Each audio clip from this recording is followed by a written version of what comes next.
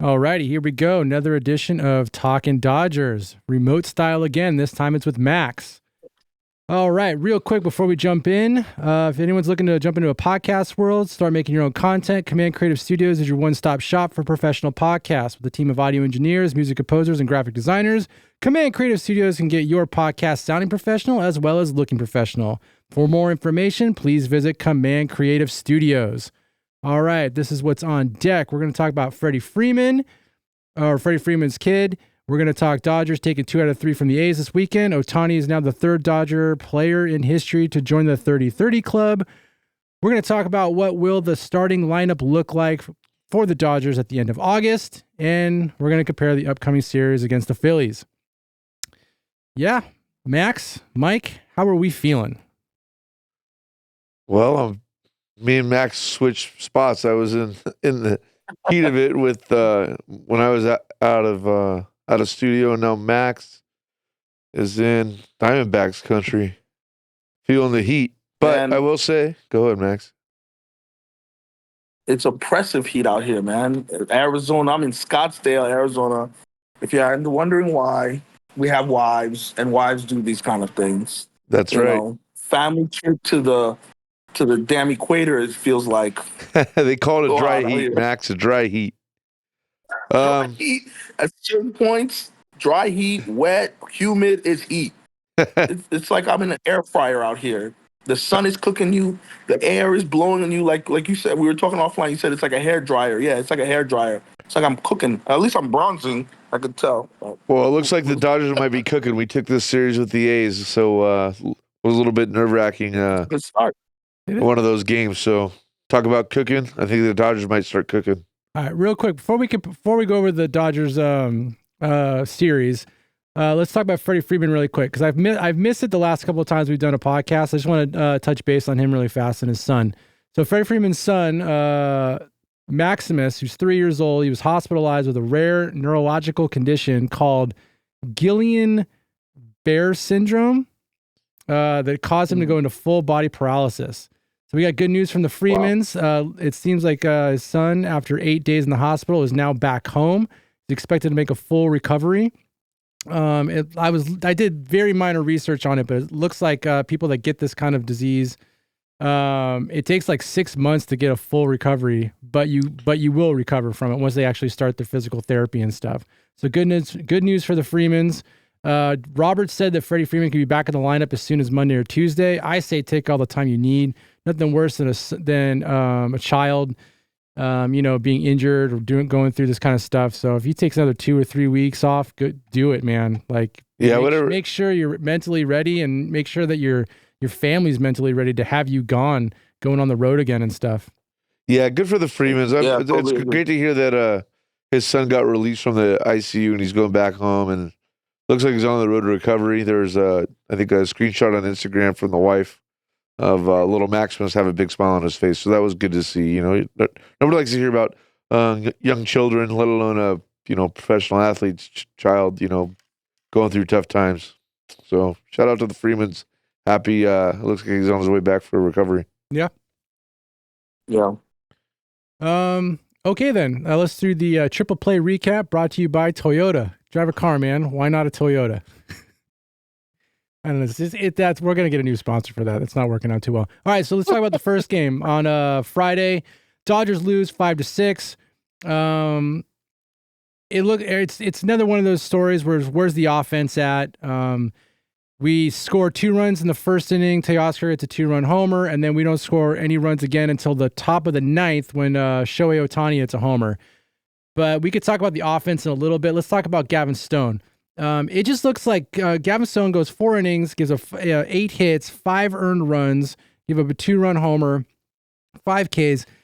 I mean, it looks like a guy who's pitched more innings than he's ever pitched before. He just looks tired and exhausted. I can see that he's going to get a phantom IL stint pretty soon. He needs to take a rest. He's pitched more innings than any other starter on the Dodgers, I'm pretty sure, because he hasn't missed a start.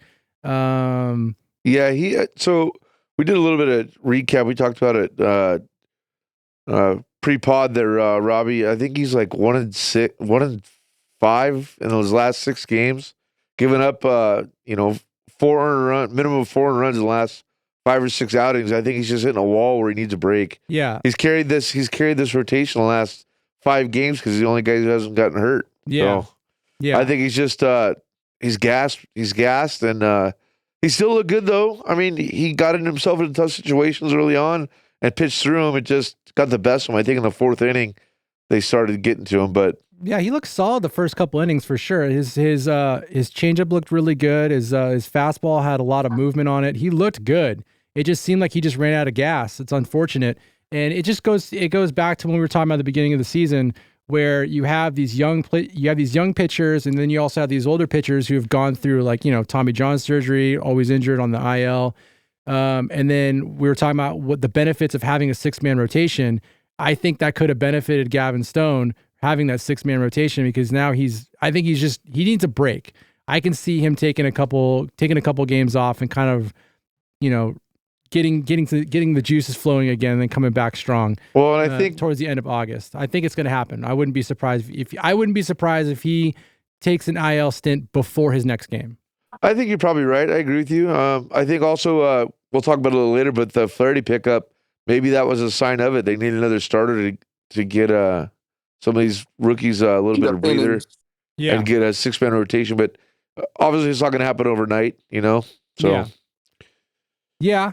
But this is what happens in August. The heat, it's the dog days. Players, are, not only pitchers, but even batters, they're feeling it now. It's been a long season. And we talked about when we're previewing the Oakland A's, they don't do many things right, but they hit home runs. And they hit 3 of them in that game. And they hit, and like you said, when a pitcher starts running out of gas, those pitches are susceptible for home runs. Yeah. Well, absolutely. And you just touched base on it. The A's are, I think, number 2 in the league in home runs. So, I mean, they got the best of us. At the same time, I think we can dive into it now. Our offense has struggled a little bit. Teoscar struck out with the bases loaded.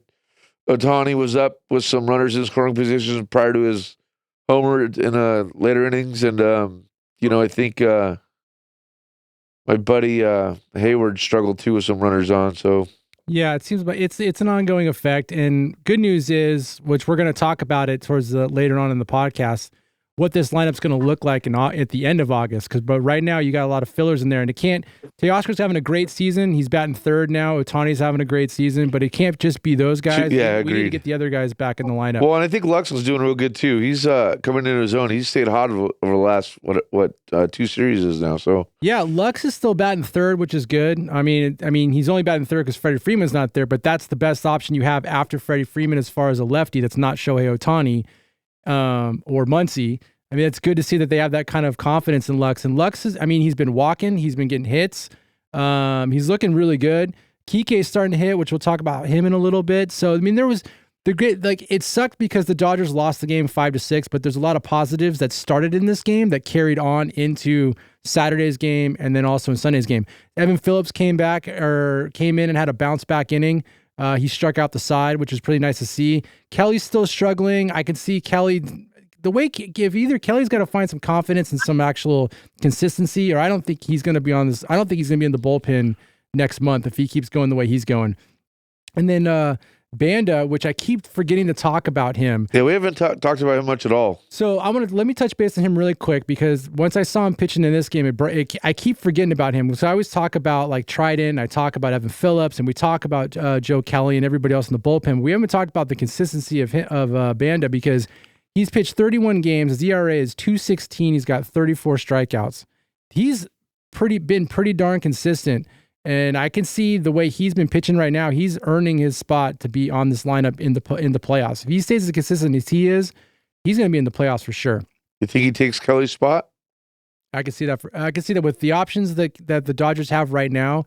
Kelly is outside looking in. He's outside looking in right now with the options that the Dodgers have right now. But let's move on to game 2, because we'll talk about one of those options that it's going to be pushing Kelly out.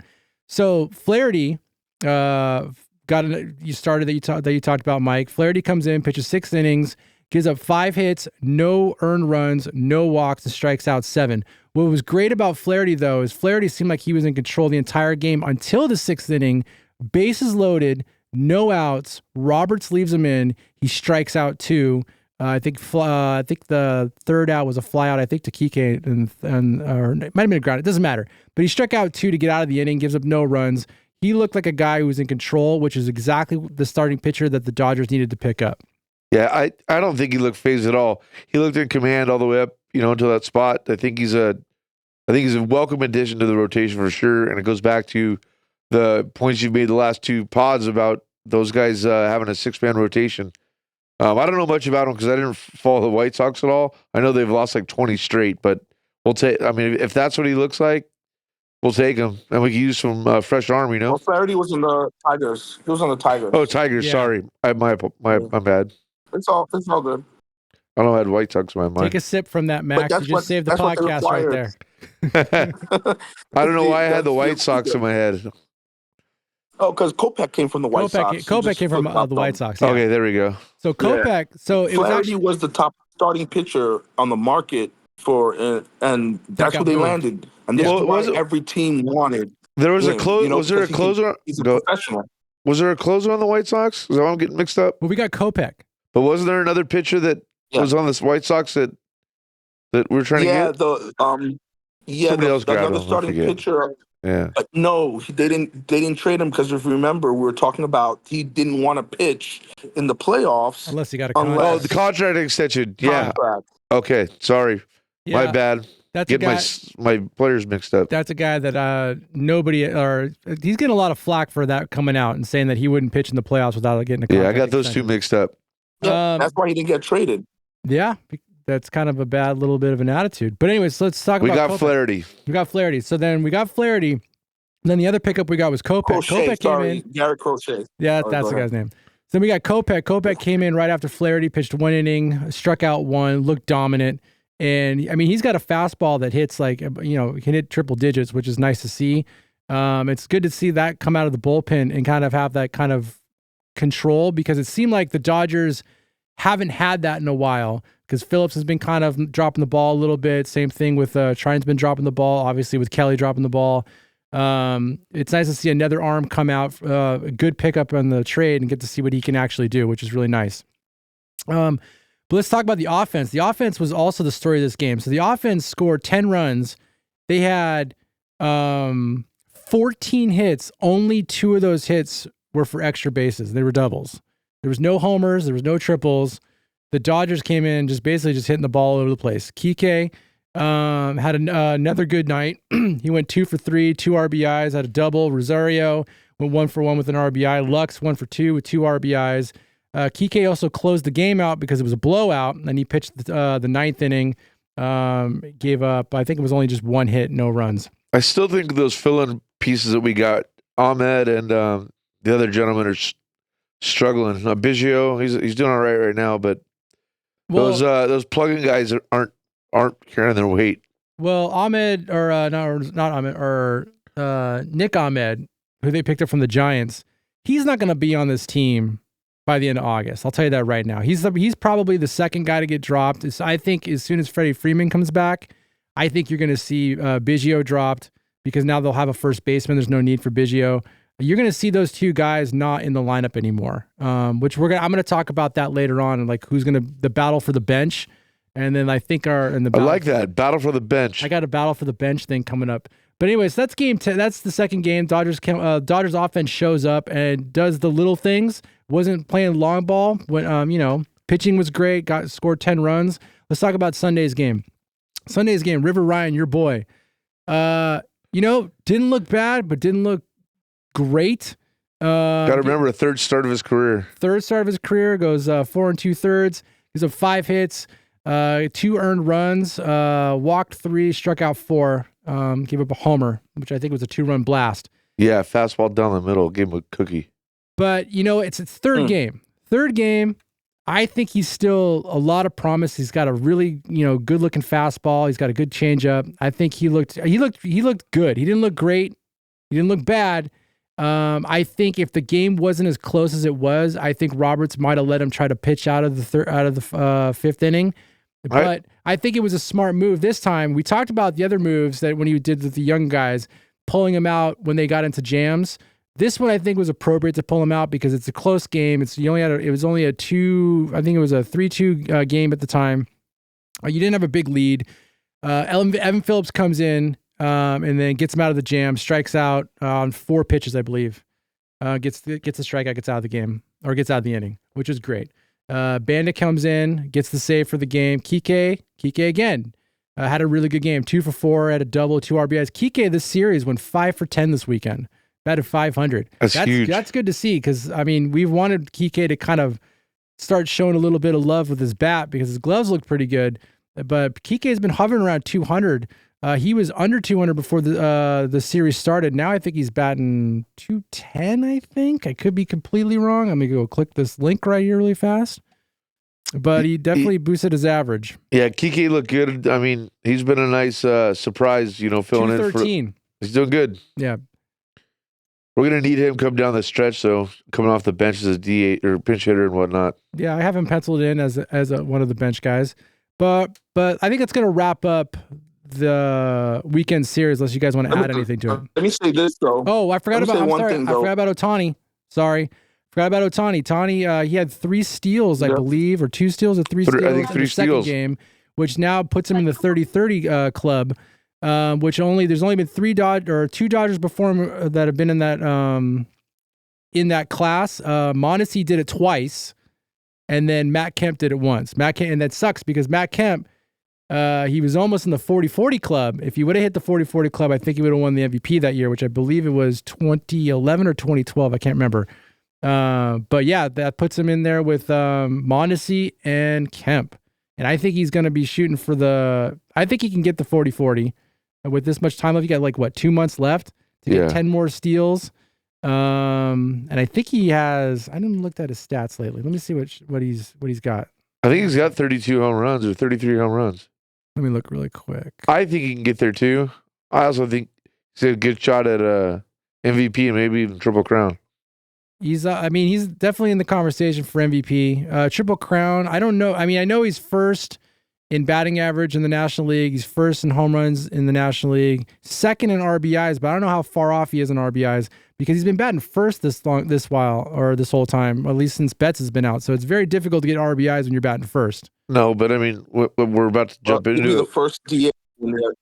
He'll be the first DH to win MVP. But if anybody could do it, it's him, especially in a year no one else is really distinguishing themselves in the National League. Yeah, no one's running for away MVP, especially with Acuna being, out for the year. And Betts being hurt this whole time.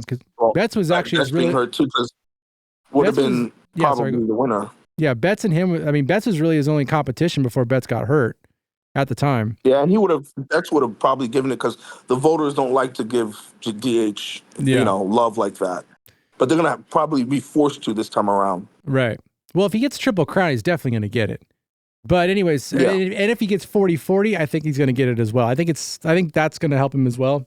But he's got 33 home runs. He's got 31 stolen bases. He's got 2 months left of baseball to go. I think it's a lock that he's going to get 40 home runs.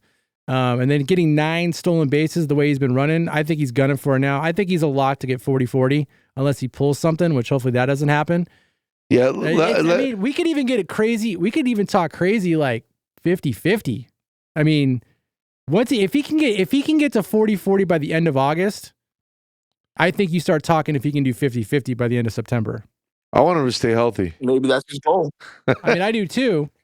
But, right now, if he's ever going to go for something like this, it's going to be on a year he's not pitching. Agreed. If he was pitching, he's probably not going to be trying to steal as many bases because he's going to want to make sure that he can actually be stretched out and pitching every 5 or 6 games.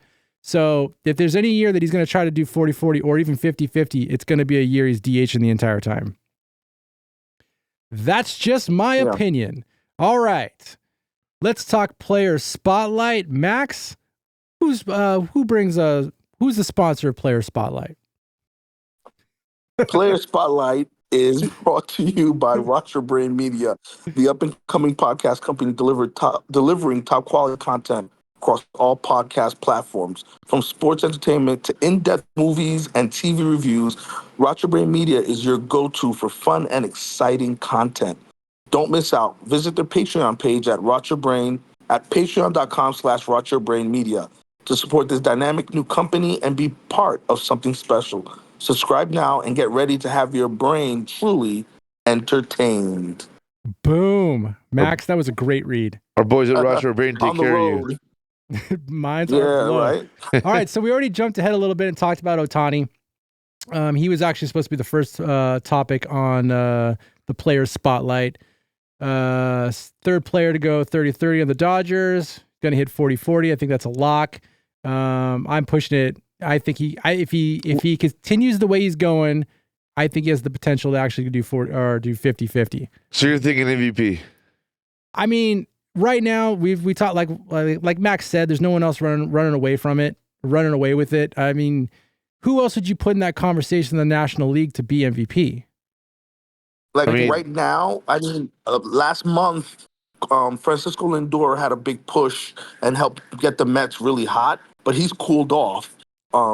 And he's really the only one right now. Bryce Harper's always in the conversation, but he's in a slump as well. So those will probably be the only ones that would have challenged him that are active, because like we talked about a few moments ago, Betts is out and Acuna is out. So it's really, unless Lindor gets or Harper get really hot, right? The next month and a half, they're gonna be forced to vote for Ohtani.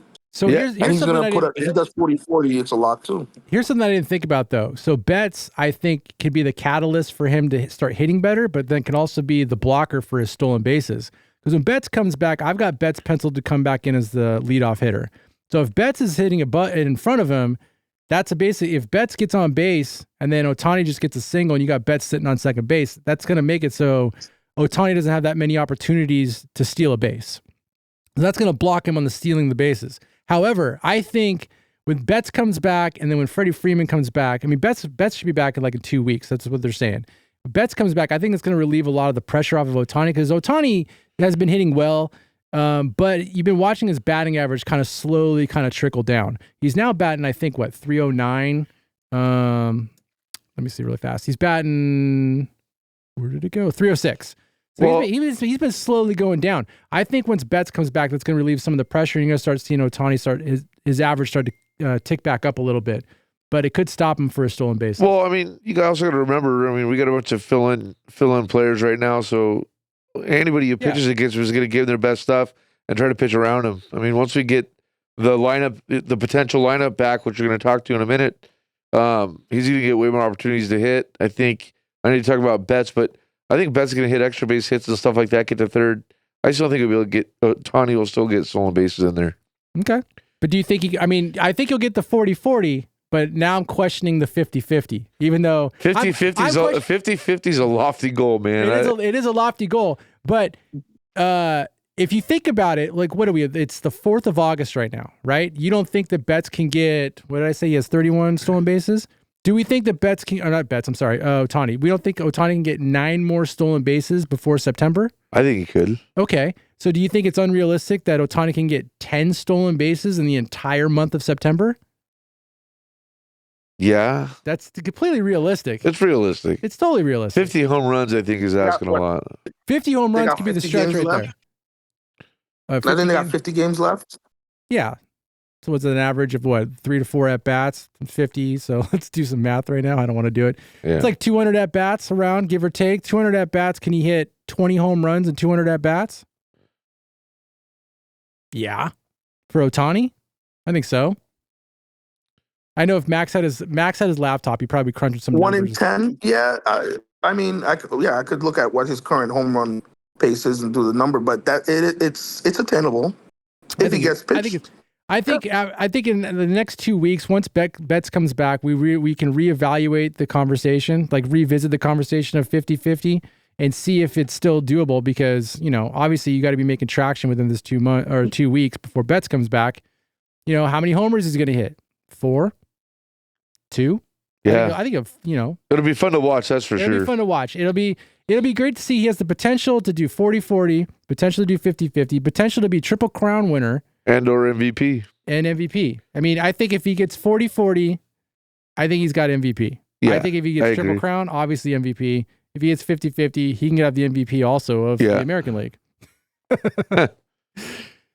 Max didn't smile on that one. He didn't think that was funny. Don't be taken away from Judge. Yeah, Judge is so much better, so it's not gonna happen.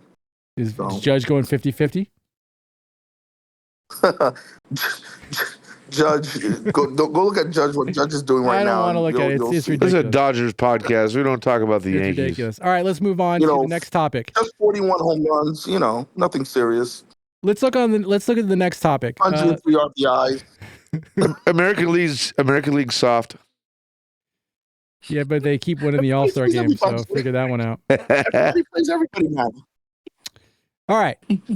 Next topic. What's the Dodgers lineup going to look like towards the end of August? So we've touched on this a little bit through other episodes, but I kind of want to have a more in-depth look because the offense for the last 2 or 3 series, not counting obviously the A's series, has been kind of wavering up and down. And so you got a lot of Dodger fans, you got a lot of Dodger podcasts, a lot of reporters and stuff kind of wanting. There's only one Dodgers podcast, and it's Talkin Dodgers. There's only one true fan Dodger podcast. Let's just say that right now.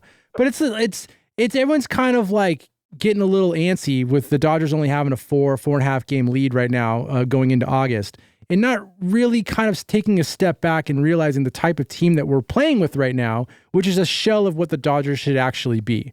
And so I wanted to have a look at what the Dodgers could look like towards the end of August, not only talking about the players that are going to come back off the injured list, but then also talking about the players that the Dodgers picked up. And so I just kind of put together my lineup, which I think that the Dodgers will be using at the end of August. So what's your lineup? What are you looking at? This is my lineup right now. You got a graphic? I don't have a graphic. It doesn't have a graphic, but I've got you can mentally picture it because of the description I'm about to give you. So a couple things before I go over this is we're not really entirely sure where Betts is going to be playing for a couple of reasons. One is he's been off for about 2 months now. He was already learning a new position, which is shortstop. And so having him come back and realistically thinking that he's going to be the everyday shortstop, as much as I want it to be that way, because I think that give him 2 months again, a month and a half, and he'll be ready defensively, locked in for the playoffs. I don't know if the Dodgers can look at it that way because of the options they now have at shortstop from the pickups that they actually did.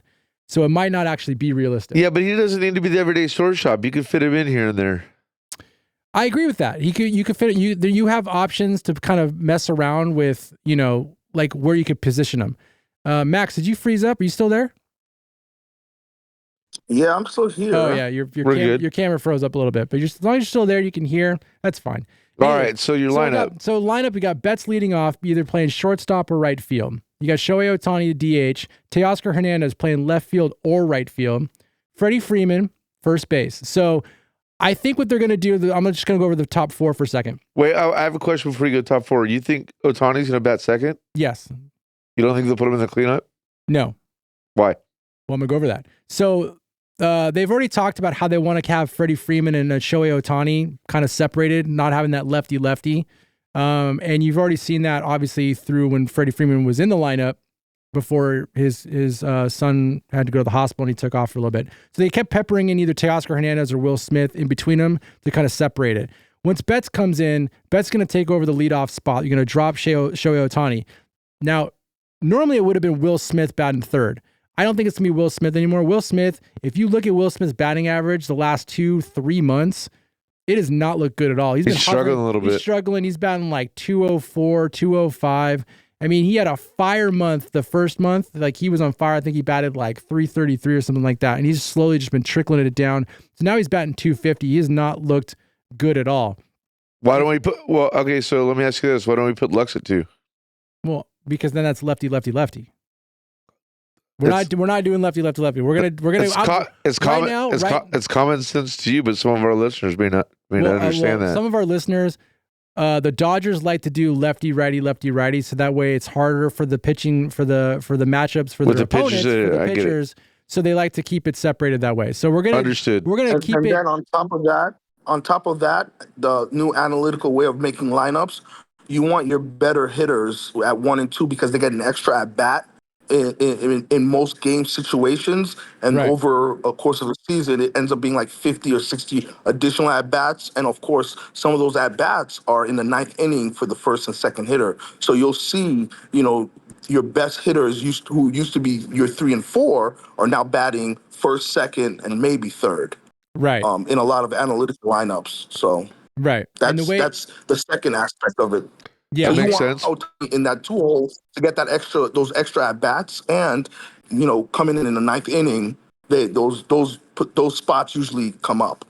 Yeah, and then it makes in sense. Analytical lineups. Well, that makes sense. I mean, a good example of that is Shohei came up in the 9th and hit that 3-run homer the other night, batting leadoff. If he's in the 2 spot, and let's hypothetically say Betts was there and he gets on base and then or hits a homer, that ties it up. So as far as analytics go, and gosh, we're trying to blank. Just strategy completely makes sense. Yeah. So back in the day, it used to be 3 and 4. Now they want them at the top of the lineup.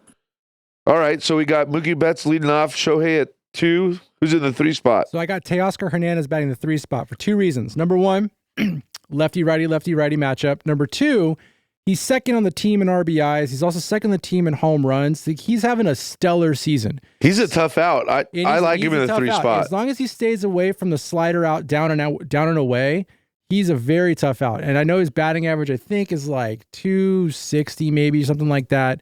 But I like him batting third. He's got over 70 RBIs. He's got over. Let me just pull his stats up really fast. I don't know why I didn't do this already. It's all right. Normally I got a stat guy here, but he's like on vacation, which is kind of ridiculous. Robbie, I'm with you. I don't think you need to justify him batting third. I just want to go over to my head really fast. He's gonna bat third or fourth. What you saying, Max? He's 267, 23 home runs, 71 RBI. Yeah, his OPS is 820. Yeah, like he's a tough out right now. And he's just clutch. He's clutch. If it hasn't been Ohtani, it's been Teoscar hitting him in. And Freddie Freeman's not having a BS year.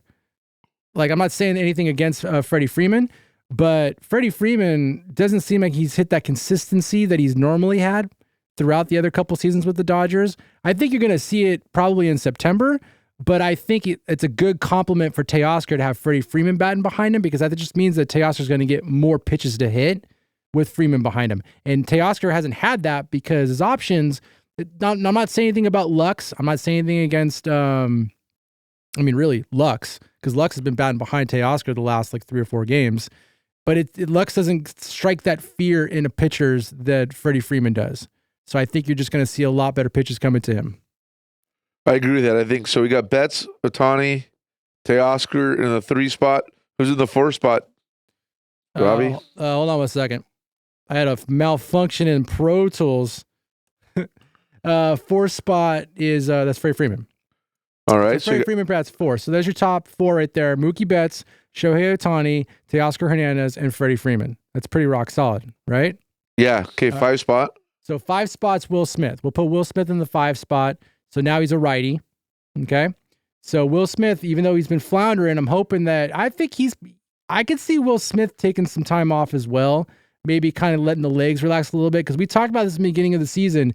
It's very difficult for a catcher to stay consistent throughout the entire season. It's the most taxing position on the team. So when you talk about dog days, Max, being August, that's basically right when it's going to hit probably Will Smith the most. I could see him taking a lot of time off. I wouldn't be shocked if we don't see one of these rookie catchers come up for a little bit, kind of give Will Smith some breathers. Also, not to say anything that we need that, even though I can't stand Austin Barnes' arm, but Austin Barnes has been hitting a lot better than. Well, yeah, he had a 13 game hit streak for a little bit. He's been hitting a lot better than Will Smith the last 2 months. If it wasn't for him having a noodle arm, I would much rather have him catching right now. My only fear is that the opponents be running on him like crazy. Sure. Because Will Smith we already know how I feel about Will Smith's framing the last couple games, so it wouldn't be that bad of an issue. But anyways, I'm anticipating Will Smith to bounce back. So Will Smith is batting 5th. Then you got Muncy back. So Muncy's batting 6th because now we're back to lefty. So now let's start. So let's talk about Muncy for a minute. I think he's coming back and get some live reps, right? Yeah. So Thursday, I think it's this Thursday, or it was Tuesday or Thursday. I don't want to say this week though. It's this week. There's a simulated game going on at Dodger Stadium where Betts is going to be in it. Muncie's going to be in it. Tommy Edman, who I'm going to talk about, he's going to be in it. He's the pickup from the Cardinals. And then I think Miguel Rojas is going to be in it as well. So you got 4 guys who are going to be coming back, who are going to be on this team very soon. Next couple weeks, it sounds like. Yeah, they're going to be getting their reps. As long as everything goes good, I'm hearing Betts will come back. He's not even going to do a rehab stint. I think he's just going to come back. So don't expect Betts to be on fire right when he comes back, because that's going to be his rehab, is him coming back to play for the Dodgers. Muncie will go into rehab. Actually, no. And then Miguel Rojas, they're saying he's not going to need a rehab now, even though it was something issue with his forearm. What I'm hearing is he doesn't need a rehab, so he's going to do the simulation. He could come back, but Tommy Edman and Max Muncy, they'll go in rehabs. So I think, talking about Muncy, I think he's a key cog to this lineup. Oh, absolutely. I mean, he was struggling a little bit before he got hurt. No, he was pretty consistent. I mean, he was having an all-star year. He was on pace to have over 30 home runs. He was on pace to have 100 RBIs, kind of his usual thing. And then the injury happened. I had him locked as a third base all-star. The way he was against everybody else, all the other third basemen, with the exception of crap, I can't remember his name. There's one third baseman. What team? I want to say the Giants, but it's not the Giants. Chapman? No, it wasn't Chapman's not having a great year. It wasn't Chapman. Yeah, he's San Francisco Giants. I know, but it's not. It wasn't him. It's somebody who was playing third that was actually having a decent year. I thought better than Muncy before. I can't remember. That's all right. So you think he was on all-star pace before he got hurt? Yes. You think he's going to come back strong? I don't think he's going to come back unless it's strong. I think he's going to sit there. I think they'll have him rehab until he's ready to start hitting baseballs. Not only that, but also his fielding, to make sure that he's going to be able to field third base properly. But I think the guy in Philly bombed? Yes. Dude, I really like him. Yeah, he's having a good year. Yeah, I really like him. Muncy makes me nervous because sometimes when he goes into a slump, they're drastic. But he walks. I understand. The thing about Muncy is, like, when he goes, Muncy's one of those players that just finds a way. When his bat is not right, he still somehow gets on base like once a game or twice a game. All right. Like, that's always what I've seen from him. Like, he could have a low batting average of like batting like 210, 220 or something like that. Still put up 30 home runs, 100 RBIs, and he gets on base like 400% of the time. That's why it's so ridiculous. That's why in this mechanical world, they love him. Yeah. That's the kind of player they love. They don't care about batting average. Yeah. All right, so let's recap. You got Freeman in the 4 spot, Smith in the 5 spot, Muncy in the 6 spot. Who do you got pegged for the 7 spot, Robbie? Ahmed Rosario. So this is a pickup that I was really like. The Dodgers picked him up last year, and he started off hot with the Dodgers and then went cold. I don't even think he even made the playoff roster. But the way he's been playing this season, he's like batting over 300. He looked pretty. I mean, let me pull his stats up here for a second. I don't know much about him. I like him because he's also a versatile player. He mostly plays right field this season, but he also plays shortstop, plays a little bit of third base. Let me pull him up really quick. Unless Max beats me, because apparently Max is using his phone like a boss, and he's been pulling stuff up before I have. Yeah. So here we go. I mean, Rosario. Do you want the numbers? I have them. But... I got him. Rosario's batting 306. His OPS is 747. He's not killing it RBIs wise. 27 RBIs. He does have 271 at bats. He's got 83 hits. I mean, it seems like he wasn't playing like regularly. 271 at bats. That's pretty consistent. What's he done for us the last couple games? And what's he done for us? Yeah. Let's see. Since the Dodgers picked him up, last 7 at bats, he's got 2 hits, 1 RBI, 2 strikeouts. He's batting 286. Slugging percentage 429. I thought he had 2 doubles, but it's not. This log's not telling me. Hold on. That's right. And where did he come from? He came from Tampa Bay. Tampa Bay this year. But before then, he was on Cleveland, and he started his career in the Mets. Yeah. But so he's been in the American League primarily, right? Prospects. Well, no, Mets for 4 years.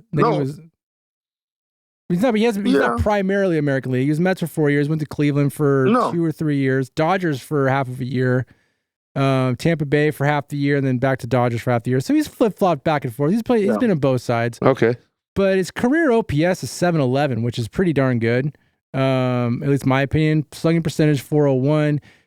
Career batting average is 275. So he's got a lot of upside. And I think if you look at everybody else so far, if you look at Hayward, if you look at even Kike, if you look at the bench, basically, which we'll talk about the battle of the bench, in my opinion, he's one of the most consistent guys. I think he should either be playing shortstop or right field, depending on how you want to use him. But I think they should use him. He's got a very good bat, and he hits lefties really well. Actually, I think his splits this year are pretty darn good. I think he hits lefty and righties pretty good. And I was really excited that they got him because it made more sense to pick up a guy like this than it did for Biggio or it did for Nick Ahmed.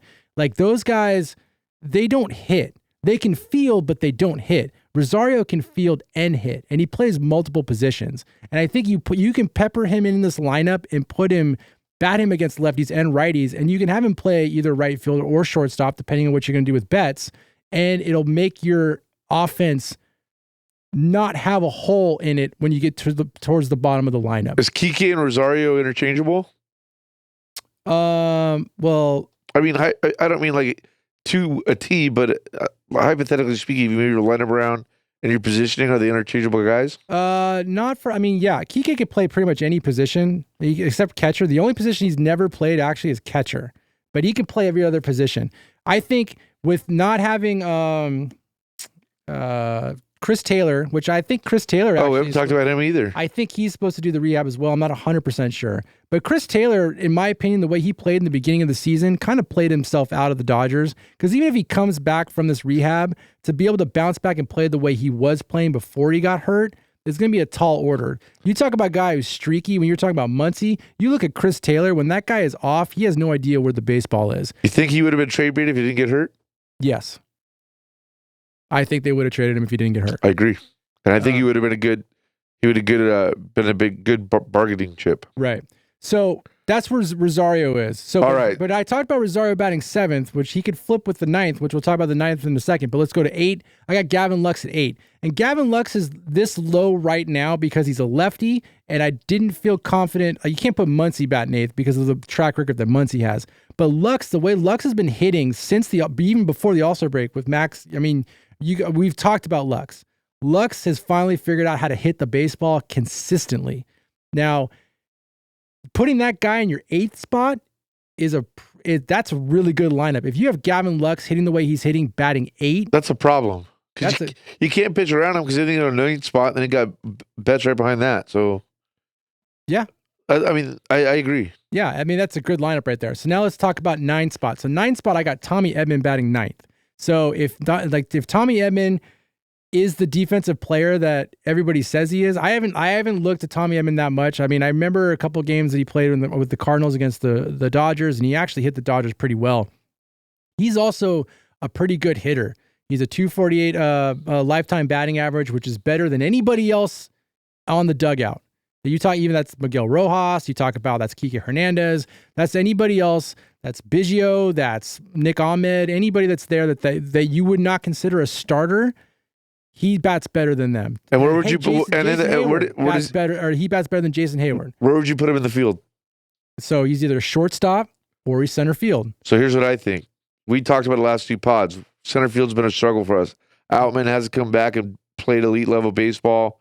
They got the other guy we got in there right now. Yeah, I think you put Edman in center. I agree. That's why he's either shortstop or he's center field. I think he goes to center. You got Rosario at shortstop. And then you got Betts and right. I think that's what happens. That's probably what happens. And then you give him a little bit of rep, get Betts a little bit of rep at shortstop here and there. Yeah, that's probably what's going to happen. Now, granted, this lineup is also, I didn't do a lefty only lineup. This lineup is primarily for righties. I think things shift around a little bit because I don't think much. So this is a strong lineup. I think what you could see though is because Lux has not been starting against lefties, then I think you might have Tommy Edman might actually play second base because he's a Gold Glove second baseman. So you could see him actually go to second base. Then who do you put at short? Well, you still have Betts at short, or you have Rosario at short. Where do you put Lux? Lux sits on the bench, and then you might have I don't think you can sit Lux. I think you have Kike. I think you have him play. I think he should play, but He didn't start one of the games. I think he didn't start game 2 of the A's because they had a lefty pitcher. I think okay, so that goes back to analytics, and that's back to analytics. I've always been against analytics. If a guy's hot, let him freaking play. I don't care if it's a lefty or righty, let him play. If he's hitting, let him play. I agree. I agree. But at the same time, we don't get paid the big bucks to make those decisions. Based on this lineup, you should be taking Robert's spot, Robbie. Well, let's see at the Robbie end of for August, Dodgers manager 2025. I would kill that shit. I'm telling you right now, I'd be the best manager the Dodgers have seen. Now, people wouldn't like me. We'll make a package deal. Max will be your GM. You wouldn't like me, but I'd be good. All right, so that's my 1 through 9 right now. All right, run through it again. All right, you got Betts leading off. Shohei Ohtani batting second. Teoscar Hernandez batting third. Freddie Freeman batting fourth. Will Smith batting fifth. Max Muncy batting sixth. Rosario batting seventh. Gavin Lux batting eighth. And you have Tommy Edman batting ninth. I think that's a strong lineup there. You think our GM did a solid? What's that term everybody knows now? It's a circular lineup. It's a circular lineup. That's what everybody knows. If these guys can come back healthy and they can actually produce the way they're supposed to produce, I think that's probably one of, if not the most dangerous lineups in the league, because you have a danger zone throughout the entire lineup. I agree, because I mean we've seen it. Hayward's struggling, and anybody who had in center field has done great. Yes, I mean, because we talked about, we think the Phillies right now in the National League probably have the most dangerous lineup, right? Correct, and Baltimore's lineup is dangerous. Well, in the National League, not talking American League, but Baltimore's got a great lineup as well. True. So I love the young guys Baltimore has. Man. And they're a fun team to watch. They're very fun. I love them. I agree. So what do we got next? Battle of the bench? So battle of the benches. So right now, I only got 3 locks in battle of the benches. 3 locks out of everybody. That's Kike Hernandez, just because there's a reason why they got Kike in the offseason is because Kike is clutch. Kike can play any position except catcher, apparently, which there's been chance that the Dodger fans have wanted him to catch at least 1 inning. Hey, Kike can be a closer too, we've seen. And Kike can be a closer. Austin Barnes, because that's your backup catcher. Yeah. And then Miguel Rojas. And everybody else is gone, huh? That's it. That's it. Because I think there's a lot of battle going on right now for who can actually get those other spots, and a lot of it comes down to who's performing. Yeah. And right now, you're seeing a lot of guys just are not hitting. A lot of guys, like I've said, Biggio, I think Nick Ahmed, they're not going to be on this team by the end of the week. No, one of them will not be on the team by the end of the week. The second guy will not be on the team as soon as Betts comes back. Do you think Hayward sticks around? Hayward, I don't know, man. Hayward's not hitting. But he's a value on his contract. In his contract, yeah, sure. And I also just mentioned 3 right-handed hitters, which is Kike, Austin, and Miguel Rojas. So obviously you need probably 2 more lefties. So now we can talk about would they pick up the Blue Jays center fielder? What's his name again? Which I think was an unnecessary pickup. Come on, Max, you love him. You have his fantasy baseball card. Kiermaier. Love him. I don't love him. I hate the guy on Tampa Bay. Kevin Kiermaier. Kevin Kiermaier. From Tampa Bay, right? Yeah. Kevin Kiermaier. So who has He's a great defender. That's all I said. He's a great defender. That's all I said. His lifetime batting average is not that bad. Of course, he was only batting he's batting 190 this season. We got enough guys batting underneath 200. Slugging percentage is only 302. He looks like he can still play some pretty good defense, but he doesn't hit the baseball right now. And that's kind of what you need. You need a guy who can play defense and hit a baseball. Now, we have a guy that could already play defense who couldn't hit a baseball, which was Outman. So Outman's probably going back down, which I guess it's justified. I get that. And then you're going to see what Kiermaier can do. So he's probably going to make the team because he can play elite defense center field, and he's a lefty. Wait, is he a lefty? Hold on, I might be wrong. He's a lefty-righty. So he's a lefty. Bats left. Yep. So he'll stay in the lineup, which I think that's the same thing Alman. Alman's a lefty-righty as well. And then I guess Hayward's your other lefty. Yeah. So that puts you 5 on the bench. How many bench players do you get in the playoffs, Max? I don't even know the answer to this. You probably know this. Max doesn't know the Depends answer. on how many pitchers you want to carry. What's the like? What do you think the average is here? Probably. It depends on how many catches you want to. It depends on how many pitchers you want to carry. Let's say they carry 13 pitchers. Some teams like 13 pitchers. So yeah, let's say it's 13 pitchers. Let's say it's that. Then you're looking. I think is that 4 or 5. All right, so let's say it's 4 or 5. Let's say it's 5. There's your other 2 guys for the battle of the bench. If it's only 4, I mean, Miguel Rojas is going to make it for sure. Is he going to come down to Outman or Hayward? Well, Hayward's going to make it over Outman. Okay. I think for sure. Well, I guess we'll have to see as we get into later of August and when people start coming back. It's going to be a battle for the bench for sure, though. Someone's got to perform. Yeah, and don't get me wrong, it's also still a battle for the starting lineup. I mean, Tommy Edman, I think he's going to get it. It's not a lock for sure, depending on how he does on his rehab, and then even when he comes back, if he's even ahead of baseball, because he hasn't played all year. So this is just if he can come back and hit, and then if Rosario can stay consistent, and if Lux can stay consistent. I was going to say that. Yeah, these are locks. These are hopefuls if they can actually perform the way they should perform. These are the guys who should be starting if they perform the way they should perform, in my opinion.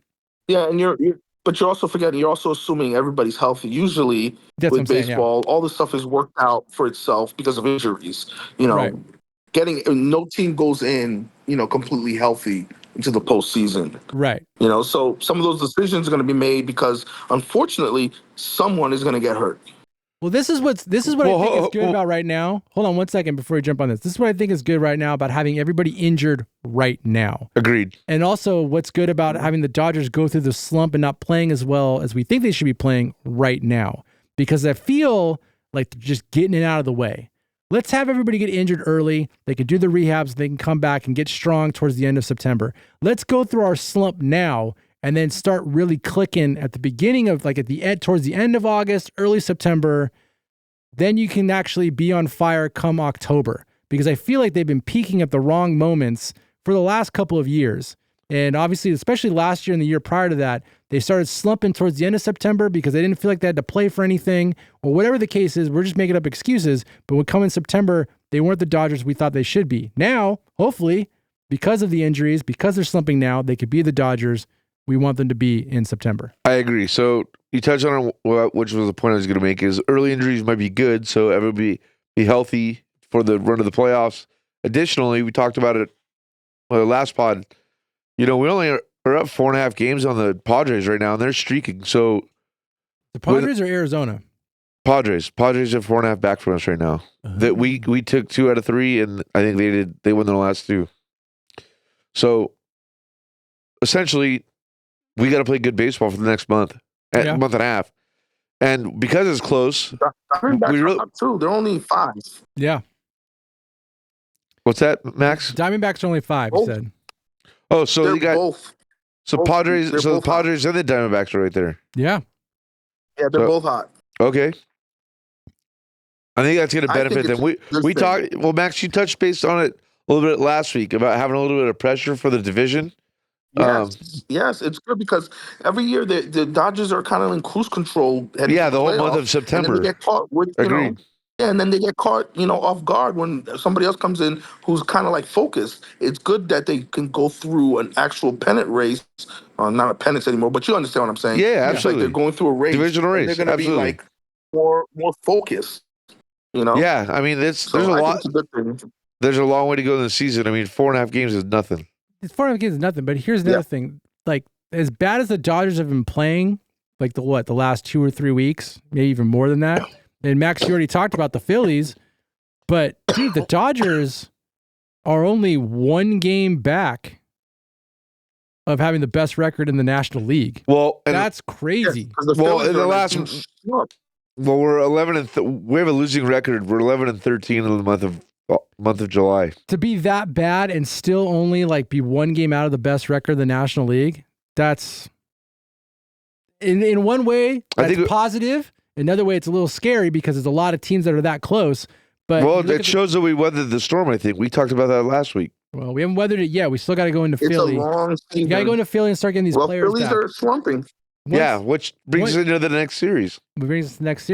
Yeah. Okay, good segue. Boom. All right, I think we did enough on our player spotlight. We're going long in this episode. We're going to try to blow through this really quick. So here's a preview of we're going to preview the upcoming series against the Phillies. This preview is brought to you by I'll give you one. Team RDP, real estate mogul. Boom. Go get something, buy it. Team RDP, they're a real estate company out of Arizona, California, Nevada. Oh, yeah? Yeah, look them up. Did you go check out a house and they had nice cookies in there or something? Yeah, nice cookies. They get a great team over there. Looking to buy a home? Hit up Team RDP. Take care of you. All right. Nice. Upcoming series against Philly. So, game 1. Let's look at the pitcher matchups really quick. I will do that unless Max can beat me once again. Oh, I already got it. It's Kershaw and Glasnow. I think game 1's Glasnow versus Philly. Who's he pitching against? Huge series because, like you said, it's the first place is on the line here. Yeah, so on the 5th, it's Glasnow. I don't know who he's pitching against. Then Kershaw's 6th and Flaherty 7th. So it's he's going against Nola versus Glasnow. Ooh, that's going to be a good versus matchup. Glasnow. And then, and then it's Sanchez versus Kershaw. And after that, you got Phillips versus Stone. Is it a 5-game series? No, there's no 5-game series. I don't think so. Yeah, 3-game series. So who are we playing after the Phillies? Stone? That can't be Stone already. Oh, no, yeah, it is Stone. Duh. Yeah, it is totally Stone. Yeah. Yeah. Yeah, Stone. Well, I'm going to put money on this. Stone does not make that game. I think they're going to give an extra day off. I think you're going to see probably a bullpen game? No, I think they might bring up Landon Knack or somebody else to pitch that game. I can see Knack pitching that game. Yeah, he did all right a couple games. His last outing, he did pretty good. They got to give Stone a break. I really think they got to give Stone a break. All right, well, let's talk about so Phillies right now. Max, you put up the stats against how they line up against the Dodgers. They're struggling. They won today, but before then, they only won 1 in their last 10. They're really struggling since the All-Star break. So it's a great time to face them, or if you believe in they're due to bounce back, and it's a bad time to play them. So it really depends on what side of positivity do you want to look at. Do you want to be positive or negative? So, well, I think what I think is going to happen is you're going to see Glasnow put up a competitive performance. I think him and Nola are going to go toe to toe. I think he's going to go at least 6 innings, probably give up a couple runs. I think it's going to come down to the battle of the bullpen. Unfortunately, I feel like the Dodgers have been using their bullpen a little too much the last couple games, or not obviously the one that Flaherty started, but the one that Stone started, and also the one that River Ryan started. I think because both innings, they had to start using the bullpen at the bottom of the 4th inning. So you're going to probably see a battle of the bullpen. Probably going to make or break this series. I think it's a big series for both teams, right? We touched on a little bit ago. Phillies are struggling. Dodgers are so right now, still trying to find their footing with the injuries that they've been dealing with, and then middle relief's been a problem. So it's going to be a close series. Hopefully, Dodgers pull it out. I'd like to see a sweep, just because we could use the wins based on our divisional. Yeah. That lead right now is only 4.5 games. I think I said. I could tell you right now, if let's say the Dodgers went into this series and they got swept, yeah, we'd be upset about it. But I think the one thing that we need to be paying attention to is really Clayton Kershaw in game 2. I think right now you got to see how Kershaw bounces back from that performance, his last pitching performance against the Padres. I think Kershaw probably has good stats when he has a bad game. I think he bounces back and has a pretty good game afterwards, just from like my memory of Clayton Kershaw. Maybe Max, you might be able to figure out how you can figure that stat out. I don't know how you can look that up on like what his bounce back performance is. Let me ask you this: is this a preview of the NLCS this year? I think it should be. Whether it actually is or not, who knows? Because we thought it was going to be the Braves and the Dodgers last year, and neither one of them made it. So, what do you think? Yeah. What do you think over there, Max? You said you doubt it. NLCS, it's got to be the Dodgers. The way the new format is, being the top seed doesn't benefit you really. Yeah. You got to wait, and then other teams are coming in hot. Your bats are kind of cold. Like there's upsets. Someone's gonna get upset again until they fix the format. Yeah. Well, I think going back to Kershaw really fast, I think this should probably be one of his games to start actually watching him. I think the last 2 games that he pitched, like those were probably supposed to be rehab starts. I think they brought him up just because they needed the starting pitching. And they figured why not to have him rehab in, in a professional baseball game. Not talking about anything about AAA, but you know what I mean. Yeah, this would be a telltale sign of what's to come with Kershaw. He's facing the Phillies. I could tell you right now, I guarantee you Austin Barnes will be catching that game. It will not be Will Smith catching that game. There was too much I saw in that game where it seemed like Will Smith and Clayton Kershaw were not on the same page. And if you're trying to get Clayton Kershaw right again, you want to have as least amount of distractions as possible, and you probably want to have his most comfortable catcher behind the plate. And then everything else after that, you just got to hope he's just locating that fastball. I think if he locates the fastball, the slider's going to take care of itself, and you can pepper in the curveball ever so often. Philly is probably the most dangerous team in the National League as far as hitting, besides the healthy Dodgers and a vindictive Padres lineup.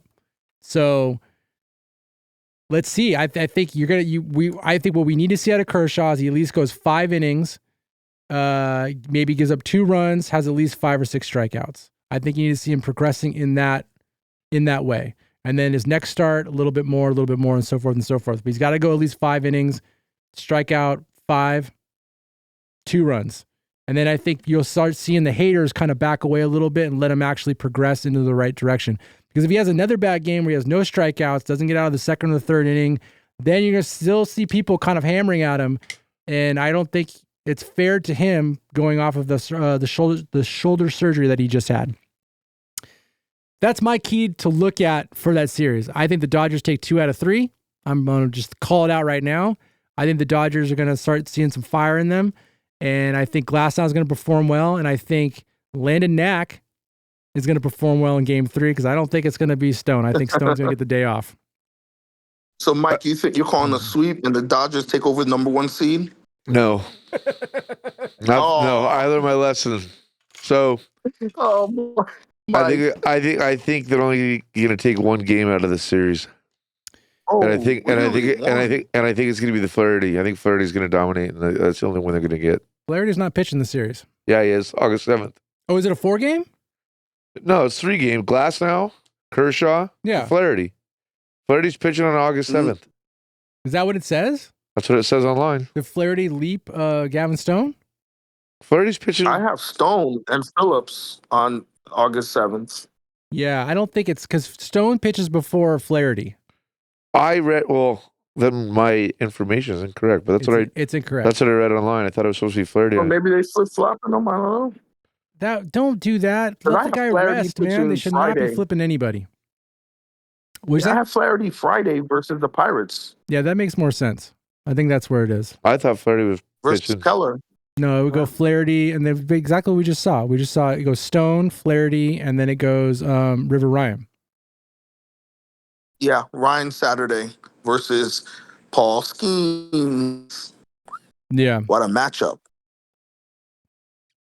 All right. All right, I stand corrected. My information was not right. It's fine. It happens. Don't worry. All right, I think that's going to do it. Does anybody want to say, do you want to guess how many stolen bases Shohei's going to get?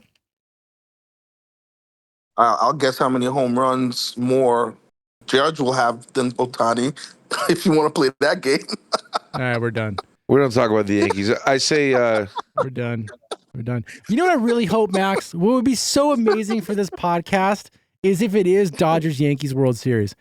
I really hope that. I really want to see that. I really want to see that. It would be. Because you've been giving us wrong stats the entire time. Do you want to see the Yankees get? You want to see the Yankees get swept? The Yankees get swept in the World Series. I don't think you can. I don't think you can sweep a team with Judge on it, dude. Unless you beat them the first pitch. Yeah. Unless you or not pitch them at all. Ramirez and then take him out with the ribs.